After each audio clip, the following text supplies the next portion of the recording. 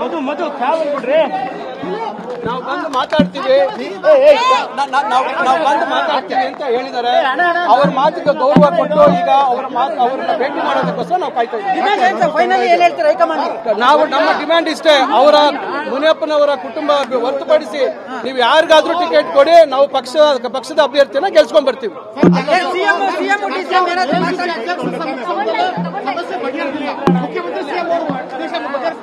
ನೋಡಿ, ಎಐಸಿಸಿ ಅಧ್ಯಕ್ಷರು ಈ ವಿಚಾರದಲ್ಲಿ ಅವರೇನು ಹಸ್ತಕ್ಷೇಪ ಮಾಡಿಲ್ಲ. ಎಐಸಿಸಿ ಅಧ್ಯಕ್ಷರು ಈ ವಿಚಾರದಲ್ಲಿ ಹಸ್ತಕ್ಷೇಪ ಮಾಡಿಲ್ಲ. ಅವರ ಮಟ್ಟದಲ್ಲಿ ಯಾವುದು ಚರ್ಚೆ ಆಗಿಲ್ಲ. ನಮ್ಮ ಒಂದು ಗೊಂದಲ ಮುಖ್ಯಮಂತ್ರಿಗಳು ನಮ್ಮ ಪಕ್ಷದ ಅಧ್ಯಕ್ಷರ ಸಮ್ಮುಖದಲ್ಲಿ ಆಗಿರ್ತಕ್ಕಂಥದ್ದು ಅನವಶ್ಯವಾಗಿ ಎಐಸಿಸಿ ಅಧ್ಯಕ್ಷರು ತರುವಂತದ್ದಲ್ಲ. ನೋಡಿ, ಇದು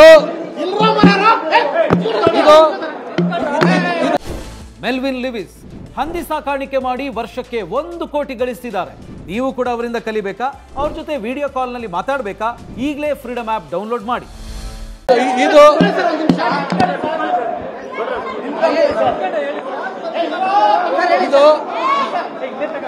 ನೋಡಿ, ನಮಗೆ ಆಗಿರ್ತಕ್ಕಂಥ ನೋವನ್ನ ನಾವು ವ್ಯಕ್ತಪಡಿಸಿದೀವಿ.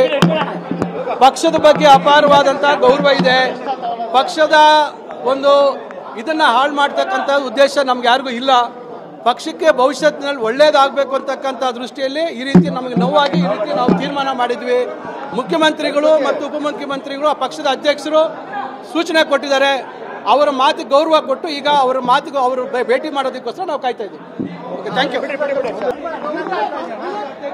ಮಧು ಬಿಡ್ರಿ ನಾವು ಬಂದು ಮಾತಾಡ್ತೀವಿ ಅಂತ ಹೇಳಿದ್ದಾರೆ. ಅವ್ರ ಮಾತಿಗೆ ಗೌರವ ಕೊಟ್ಟು ಈಗ ಅವ್ರನ್ನ ಭೇಟಿ ಮಾಡೋದಕ್ಕೋಸ್ಕರ ನಾವು ಕಾಯ್ತಾ ಇದ್ದೀವಿ. ನಾವು ನಮ್ಮ ಡಿಮ್ಯಾಂಡ್ ಇಷ್ಟೇ, ಅವರ ಮುನಿಯಪ್ಪನವರ ಕುಟುಂಬ ಹೊರತುಪಡಿಸಿ ನೀವು ಯಾರಿಗಾದ್ರೂ ಟಿಕೆಟ್ ಕೊಡಿ, ನಾವು ಪಕ್ಷದ ಅಭ್ಯರ್ಥಿಯನ್ನ ಗೆಲ್ಸ್ಕೊಂಡ್ ಬರ್ತೀವಿ.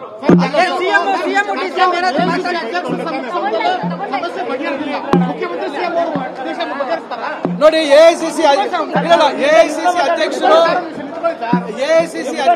ಈ ವಿಚಾರದಲ್ಲಿ ಅವರೇನು ಹಸ್ತಕ್ಷೇಪ ಮಾಡಿಲ್ಲ.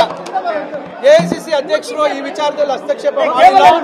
ಅವರ ಮಟ್ಟದಲ್ಲಿ ಯಾವುದು ಚರ್ಚೆ ಆಗಿಲ್ಲ. ನಮ್ಮ ಒಂದು ಗೊಂದಲ ಮುಖ್ಯಮಂತ್ರಿಗಳು ನಮ್ಮ ಪಕ್ಷದ ಅಧ್ಯಕ್ಷರ ಸಮ್ಮುಖದಲ್ಲಿ ಆಗಿರ್ತಕ್ಕಂಥದ್ದು ಅನವಶ್ಯವಾಗಿ ಎಐಸಿಸಿ ಅಧ್ಯಕ್ಷರು ತರುವಂತದ್ದಲ್ಲ.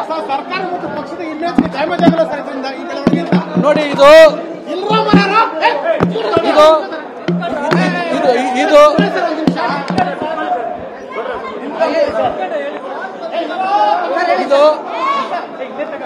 ನೋಡಿ, ನಮಗೆ ಆಗಿರ್ತಕ್ಕಂಥ ನೋವನ್ನ ನಾವು ವ್ಯಕ್ತಪಡಿಸಿದೀವಿ. ಪಕ್ಷದ ಬಗ್ಗೆ ಅಪಾರವಾದಂತ ಗೌರವ ಇದೆ. ಪಕ್ಷದ ಒಂದು ಇದನ್ನ ಹಾಳು ಮಾಡ್ತಕ್ಕಂಥ ಉದ್ದೇಶ ನಮ್ಗೆ ಯಾರಿಗೂ ಇಲ್ಲ. ಪಕ್ಷಕ್ಕೆ ಭವಿಷ್ಯತ್ತಿನಲ್ಲಿ ಒಳ್ಳೇದಾಗಬೇಕು ಅಂತಕ್ಕಂಥ ದೃಷ್ಟಿಯಲ್ಲಿ ಈ ರೀತಿ ನಮಗೆ ನೋವಾಗಿ ಈ ರೀತಿ ನಾವು ತೀರ್ಮಾನ ಮಾಡಿದ್ವಿ. ಮುಖ್ಯಮಂತ್ರಿಗಳು ಮತ್ತು ಉಪಮುಖ್ಯಮಂತ್ರಿಗಳು, ಪಕ್ಷದ ಅಧ್ಯಕ್ಷರು ಸೂಚನೆ ಕೊಟ್ಟಿದ್ದಾರೆ. ಅವರ ಮಾತಿಗೆ ಗೌರವ ಕೊಟ್ಟು ಈಗ ಅವರ ಮಾತಿಗೆ ಅವರು ಭೇಟಿ ಮಾಡೋದಕ್ಕೋಸ್ಕರ ನಾವು ಕಾಯ್ತಾ ಇದ್ದೀವಿ. Okay, thank you.